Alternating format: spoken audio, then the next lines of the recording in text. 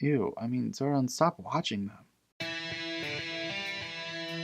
Welcome to Ranger Reviews, a web series we look at episodes of the TV show Power Rangers and then discuss them. Today we're exploring the 136th episode of Mighty Morphin Power Rangers, as well as the 24th episode of Season 3, titled A Different Shade of Pink Part 2. We begin this episode at a hospital in Angel Grove where doctors are walking Kim down a hallway on a gurney. Kim is going in and out of consciousness as the doctor asks Kat to leave.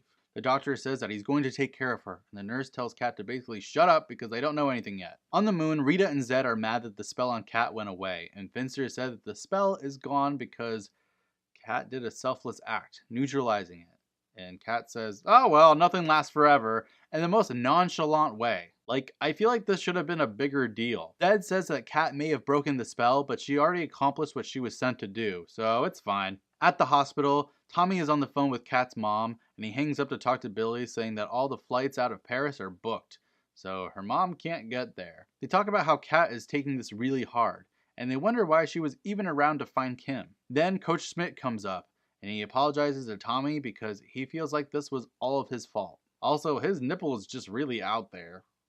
The doctor comes back and he says that there's no permanent damage, and she's woken up. He says that they can see her, but only one at a time. Tommy grabs a toy bear and goes off. Meanwhile, Bulk and Skull and Stone are in the soiled sheets bin, which is terrible because it's a hospital. They try to show Stone the guy that they think is a spy, and they get pushed down a ramp to go down to the ground level for laundry. Also, Stone just has binoculars up the entire time during this. Rocky, Aisha, and Adam are walking through the park when Billy beeps them, updating them on Kimberly.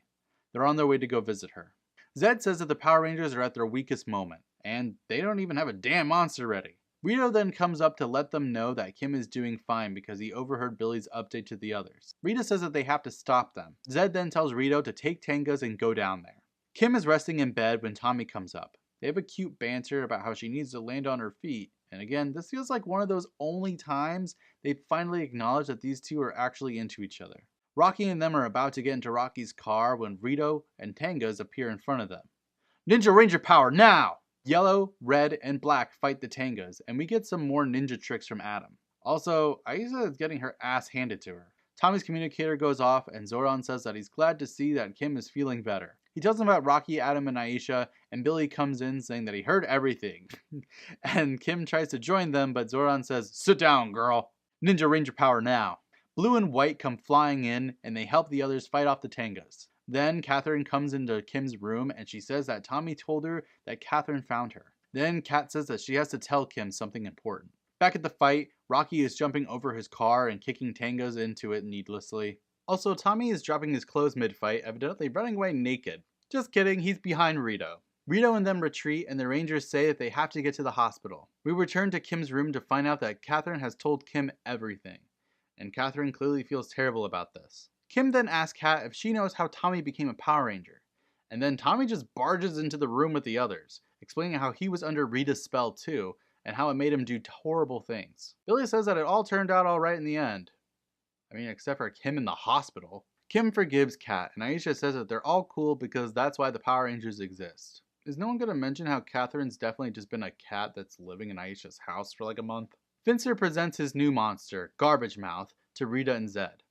Zed demands that he goes down to Earth and get Catherine. Rocky then says that Kim will be able to start practicing for the competition again soon, and Kim says no, she's quitting gymnastics because the Rangers need her. The others try to convince her, but it's no use. Outside, the 5 Rangers and Kat are walking, and Kat has an idea for Kim. But then Garbage Mouth appears with Tangas grabbing Catherine. It's morphin' time! Then the monster grabs Kat, sending the Tangas to go fight the Rangers. Wow guys, we get it. You want us to think that the Tangas are cool or something.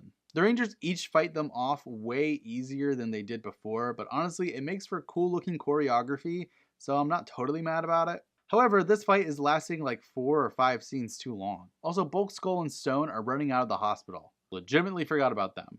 Then Kat gets freed by stepping on Garbage Mouth's foot?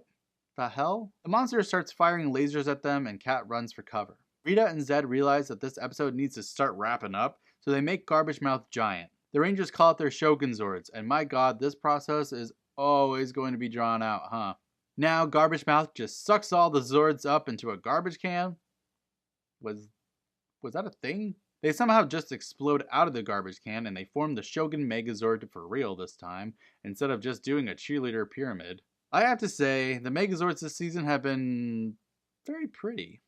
Garbage Mouth tries to fight the Megazord off, but he just gets bitch slapped before the Megazord takes out his giant fire sword, killing him. Zed and Rita are pissed off about their lost OBS, and Zed says that they need a bargaining tool. Rita points out that they literally still have Ninjor, so they can use him as blackmail for Cat. Tommy, Billy, and Cat are walking by the lake when Rita and Rito appear before them, and they demand that Cat comes with them, and obviously they refuse, so Rita and Rito just leave, and there's a piece of paper left behind in their wake.